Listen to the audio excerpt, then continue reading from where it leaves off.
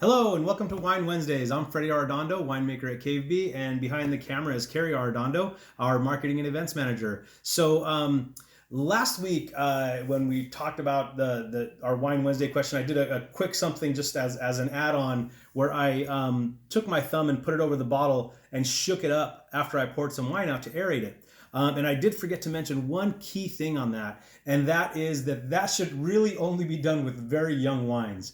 If you do that with an older wine, you would really risk kind of messing up the wine for two reasons. One, older wines tend to start dropping sediment as they age, so you would get that sediment all in solution again and make the wine cloudy.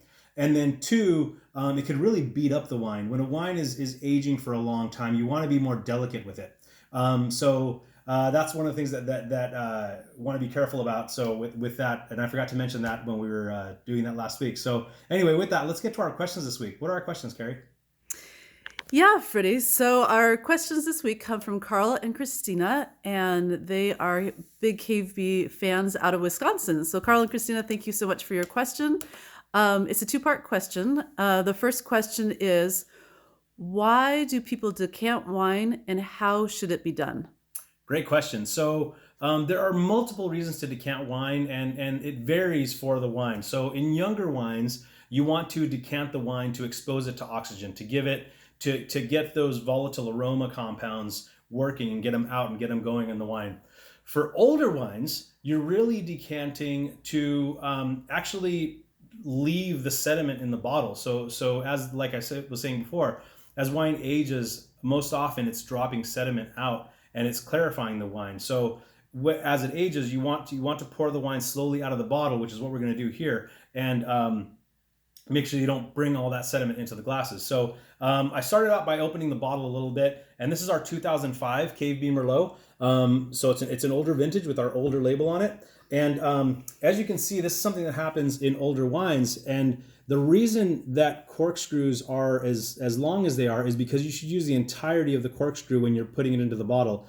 Because as the wine ages, these corks, they do tend to get a little bit brittle. And this, like I said, this is a 2005, so it's 16 years old now. It's been in bottle for 14 years. And as I was pulling it out, it started breaking a little bit, so I had to drive the corkscrew down even farther to make sure I didn't lose this end in the bottle. So now if you look at the top of the cork, you can see where there's a sediment that I'm talking about. And some of that sediment will remain in the neck of the bottle, so we're going to be really careful as we're pouring this out. For a younger wine, you'd want to just be really aggressive, and you could actually take the decanter, set it this way, and just dump the bottle upside down into the decanter and let it just glug, glug, glug away. With this wine, we want to be more gentle. And the wine, I can always tell which side the wine was laying on. And I don't know if you can see that, but in the neck of the bottle, there's a sediment line. And so the wine was laying on this side. So this side of the bottle has a sediment on it. So I'm going to want to pour on this side that doesn't have a sediment. And then we're going to slowly pour the wine down, and you see some sediment coming out there. But if we pour slowly, that sediment will remain in the bottom of the decanter. And we just want to decant the whole bottle. And again, we're doing this to try and just get the sediment out. And get a little bit closer here. And we're trying to minimize the actual amount of air that's being exposed to it. Obviously, it's getting a little bit of air as it's going down the neck of the decanter here. But it is actually minimal, because as you can see, when the wine goes down into the base of the decanter, it's not, there aren't any bubbles forming or anything. And for a 2005, this wine is really retaining pretty nice color here. All right, and then the last little bit, we always want to leave it in the bottle because that's going to have a little bit more sediment in the bottom. And then, now we can pour a little bit into our glass here.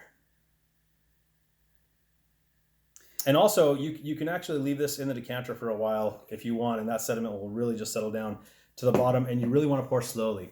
Yeah. So, Freddie, I have a question that I think some people watching this might be wondering.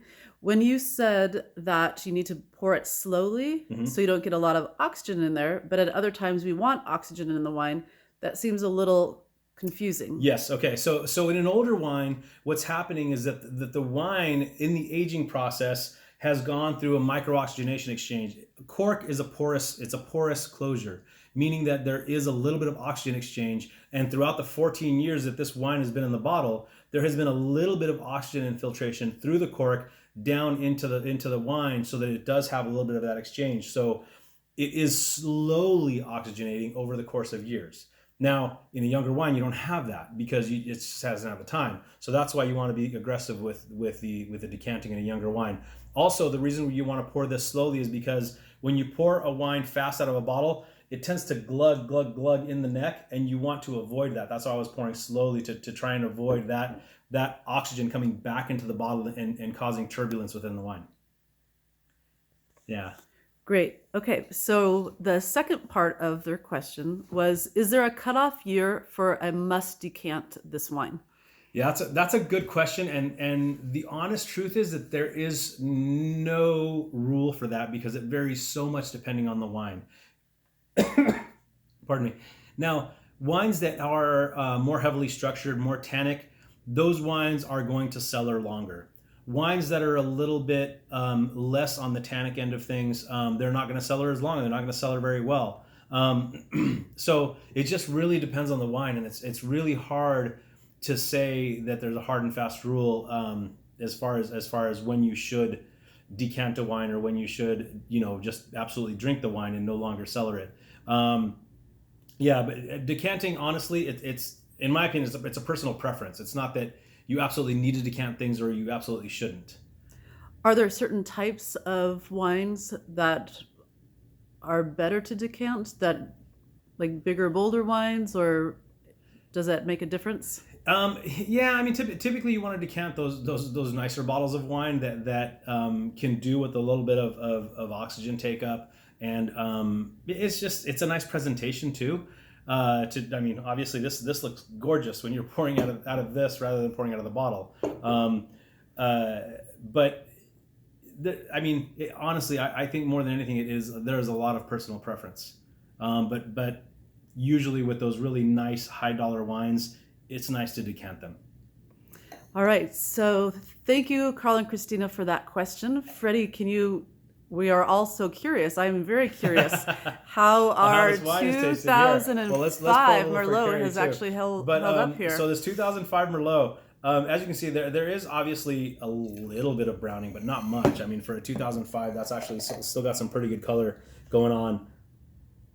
On the nose, it's really expressive. It's got some really dark, jammy fruits going on. And when this wine was younger, it didn't have those kind of darker, jammy characters. And also, it's got some kind of black licorice notes that weren't there in the past. The last time I had this wine that I remember trying it, it's been probably 10 years.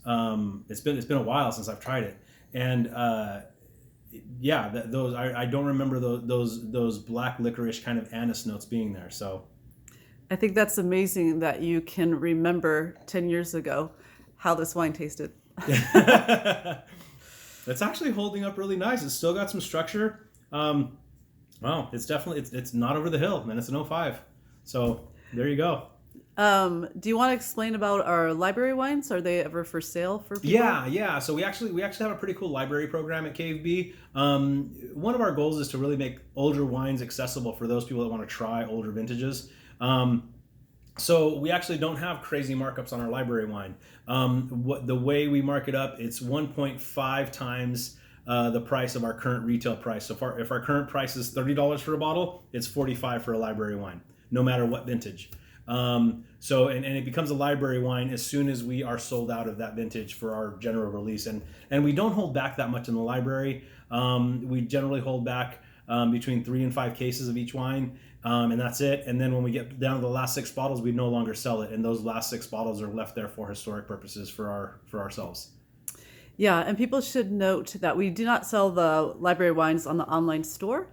But if you are away and can't come into our Quincy tasting room where our library wines are stored, you can definitely email us at info@kv.com, or you can call us at 509-785-3500, which goes to our Quincy tasting room, and we can take your order over the phone for one of those library wines. It's often very fun to compare different years of the same varietal.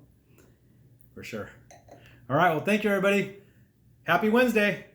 Thank you, everybody. If anybody has any questions they want to ask us for next week's session of Wine Wednesday, go ahead and shoot us a question in the comments, or you can privately direct message us, or even send an email to info@kvb.com. All right, thank you. Cheers. Cheers.